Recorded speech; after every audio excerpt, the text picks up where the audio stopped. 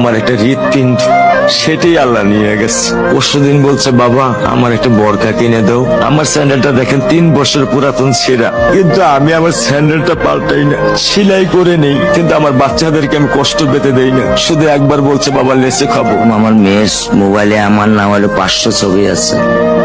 আমি এখনো সাহস পাইনি আমার মেয়ের একটা ছবি বের করে দেখতে। আমার সে সাহস নাই।